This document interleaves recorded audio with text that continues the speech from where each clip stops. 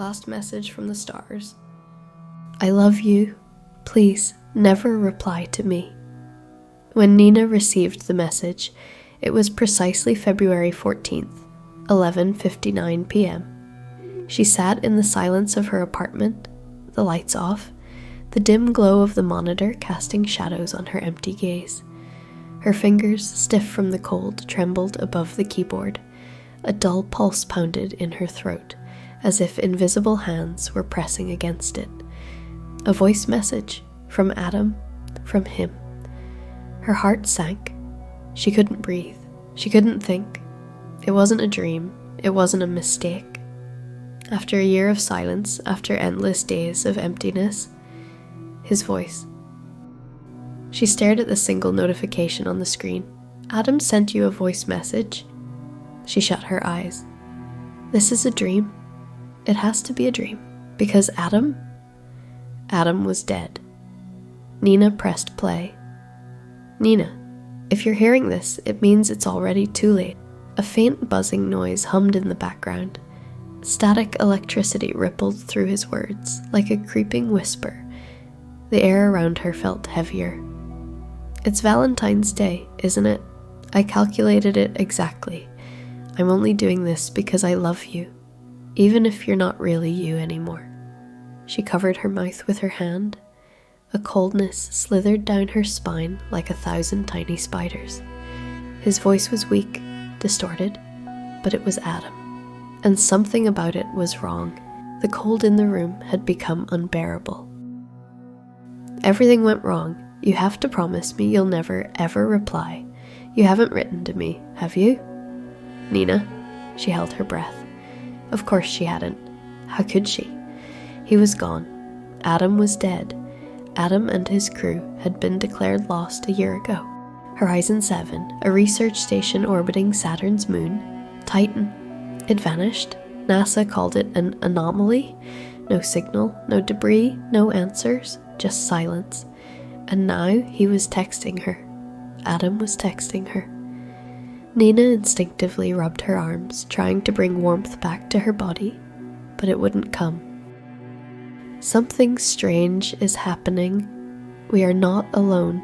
We were never alone. But whatever is here, Nina, it isn't life.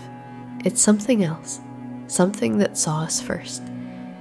His breathing was uneven. His voice wavered for a second, glitching, stretching into an unnatural whisper, flickering like a corrupted audio file. There was something broken in his voice. Something alien. At first, it looked like a transmission error, like the video was vibrating. The air trembled, and then it started happening to us. His voice twisted into a brief, unrecognizable liquid shriek. They couldn't see us, Nina, but they could see you. You're a tether. Through you, they found us. Through me, they found you. Somewhere in her apartment, something cracked. The light bulb flickered, then burst. Nina did not dare turn around. You must not reply to me. The voice message cut off.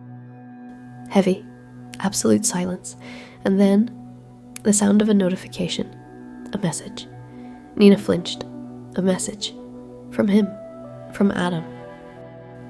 I'm waiting for your reply, sweetheart. She should delete it. Turn off her phone. Close her eyes. Do something. But something inside her forced her to look. With trembling fingers, she opened the chat. Her heart pounded violently against her ribs as the screen loaded. Adam is typing. Her body froze. Something cracked behind her. The room was unbearably cold, and the phone screen suddenly went black. In the corner of the room, something shifted. She only saw it in the edge of her vision. But it was there, unnoticed, like a ripple on the surface of water, like a glitch in reality. Nina squeezed her eyes shut. This is a dream. It's just a nightmare. Just a nightmare. Silence. And then, a final message. Sweetheart, I'm home. Happy Valentine. Ethan saw her across the cafe, sitting at their old table, stirring her coffee. It was her. His heart stopped. The world seemed to contract, pulling inward, leaving only her. The scent of coffee, the muffled hum of conversation, the clinking of cups, everything faded. Mia, the woman he had buried 4 years ago, the woman he had mourned, the woman whose body he had seen, pale and still in that casket. And yet she was here, same wavy brown hair, same soft lips, same delicate fingers tapping idly against her cup, and the same red scarf, the one she wore the night she died, the one he had buried with her. Ethan's body moved before his mind could stop him, step by step, breath shallow, hands trembling. She looked up and smiled, a perfect, familiar smile. "Hey, Ethan." His stomach twisted. It was her voice, exactly the way he remembered it. But something was wrong. Her lips had moved out of sync with the sound, half a second too late, like an echo, like a delay in transmission. He swallowed hard. You're here." Mia tilted her head slightly, her gaze unwavering. "Of course I am." Her voice was hollow, too smooth, like a recording played in reverse and then corrected. Ethan sat down across from her, his legs weak, his hands clenched into fists beneath the table. She reached out, fingers grazing the back of his hand. Her touch sent a bolt of ice through his veins. Too cold, too still. His breath came short. It was like touching something dead, even worse, something that had never been alive. "You look pale," she murmured. Her pupils were too wide, too black. He tried to pull his hand away. She didn't let go. The hum of voices around them had faded into a distant, like a television stuck between channels. Static. Mia smiled. "You followed me, didn't you?" His blood ran cold. "What?" "You never should have." The walls breathed. For a split second, the entire cafe warped, flickered, as if reality itself had glitched. And in that brief instant, Ethan saw something else sitting in Mia's place. Not human, not alive. A shape that was tall and stretched wrong. A shape with too many eyes. A shape that was wearing her face. Mia was staring at him. "Are you okay?" she asked, tilting her head, but her mouth didn't move at all. Ethan's hands shook. "This isn't real," he whispered. Mia leaned closer. "You're not real either." The lights above them flickered. The coffee in his cup rippled, as if the entire room had shifted half an inch to the left and then back again. "Mia." He could barely say her name. His vision blurred. A static hum buzzed inside his skull. And suddenly, he was remembering things that had never happened.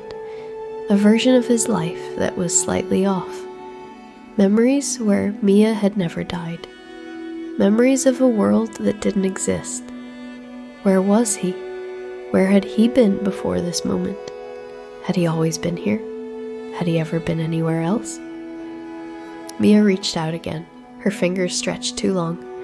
Her voice split into two overlapping tones, one hers and one something else's. "I missed you, Ethan." Something moved behind her. Something wrong, something that had been watching the entire time. The air rippled, like a screen struggling to keep its picture. A heavy weight pressed down on Ethan's chest, like the whole world was folding inward. A realization, slow and suffocating, crept into his mind. This wasn't a dream. This wasn't a hallucination. And the thing in front of him was not Mia. But it wanted him to believe it was. It needed him to accept it. It needed him to let it in. He tried to stand. Mia's hand shot out, gripping his wrist. The cold of her skin burned. The cafe vanished. The light collapsed into nothing. A suffocating darkness wrapped around him like wet silk, and in that void, a voice, her voice, but not hers, whispered directly into his ear. You shouldn't have followed me. But don't worry. You don't have to leave. The next morning, the cafe was empty. There was no sign of Ethan, only a red scarf draped neatly over the back of a chair, still damp, still warm, and beneath it, where his cup had been, a single handwritten note. Happy Valentine. Now go screw off, goodbye, and don't forget to subscribe and ring the bell so you don't miss anything new.